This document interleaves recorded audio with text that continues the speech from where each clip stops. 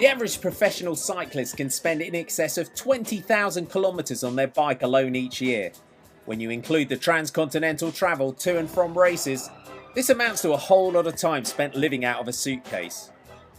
When 9 months of the season can be spent away from your friends, family and home country, this can present a rider with even more challenges to keep your morale up and your head focused on achieving your objectives. Your teammates and support staff can become like an extended family. So how do riders cope with life on the road? We caught up with British rider Katie Cole-Clough of Specialised Lululemon and Vegemite-loving Aussies Shara Gillow, Gracie Elvin, Jessie McLean and their Korean teammate Sunjun Gu of Orica AIS to find out.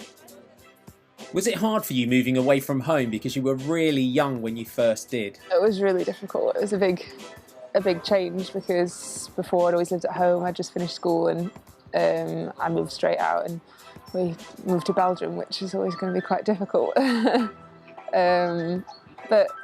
I think that it's all exciting. It's all a change back then. So you kind of just take it along. And I was part of the British Cycling Academy programme then with Simon Cope and some of the other girls, and we did that for my first 2 years. And we were very well looked after. Everything was organised for us. I felt like I'd grown down. Like you didn't think of anything. You packed your bag and everything was sorted. Do you find it tough coping with being away from your friends and family?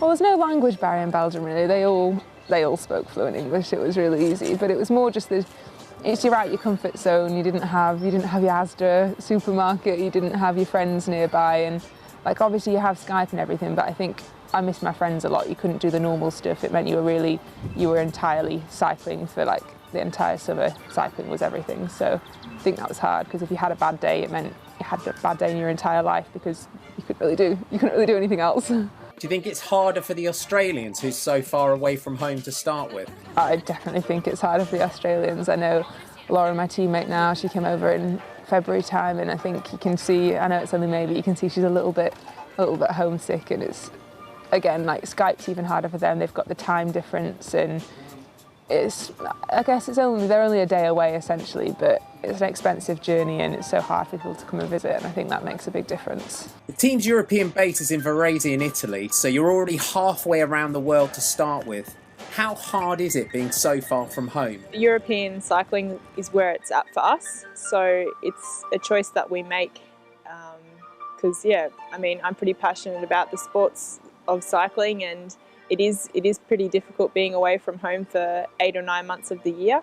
But if we want to compete at the world's best, then we've got to be here in Europe, which is, as you said, it's a few thousand k's away from home. Yeah, living over in Europe is difficult because we are so far away from Australia, from our friends and family. I find using the internet is a massive help. I can use Facebook and Twitter and Skype. It's really good. I can talk to people every day if I want to, and just keep in touch with them, keep up on all the small things that makes all the difference, and they can see what I'm up to as well. It's coming over to race in Europe, it's difficult because we are away from our family at home, but having said that, we've kind of adopted each other as the second family in Europe, so we really look out for each other and we enjoy racing together and living together. So yeah, it's hard being away from our real family, but we love what we do and we support each other in it. Do you have any creature comforts that you bring with you from home to help you cope with life on the road? So I bought quite a few tubes of Vegemite, and quite a bit of a supply, because it's one thing that they probably don't have over here in Europe is the old Vegemite. Got a little toy koala that sits in my backpack when I go travelling, and I just bring a few of my personal belongings that are special to me, little pieces of jewellery or even a silly toy fluffy dog that looks just like my dog at home, so I can give him a little cuddle if I'm getting homesick. I have a blender that I'm a little bit obsessed with, and I got that from home last year. In terms of specific Aussie things, I have a couple of koalas. They hang around, clip on the things, and we've also got Ernie, our team mascot, the emu, so yeah. And Vegemite. Everybody's got Vegemite.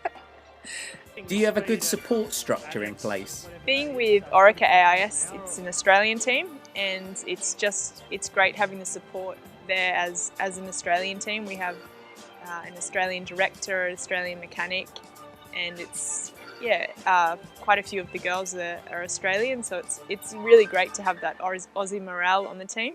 I'm really lucky that it is an Australian team, so having such a close-knit group of girls is really important to me. I think if I was in a team that wasn't so close, I would really struggle, but we all have a similar sense of humour, so we can always joke around, and we're lucky to have the European Training Centre in our backyard, which is like a mini AIS for us, and that's really helpful. We've got some really great Aussie staff as well that we can depend on any time of day.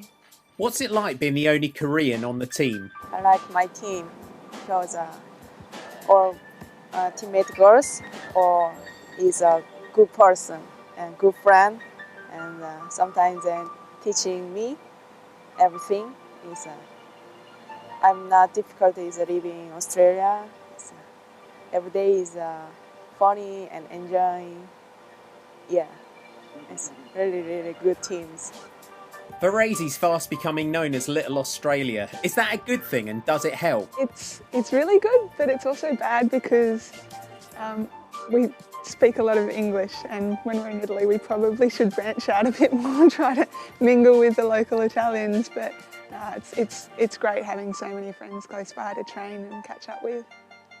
How much does it help you being connected with the men's team? It's nice because, like I said before, we're like a family, so we support each other, but the guys are a bit separate, but it's like having a big older brother or a footy team that you're like, oh, come on guys, you really you get excited about them racing, so yeah, I think we complement each other well.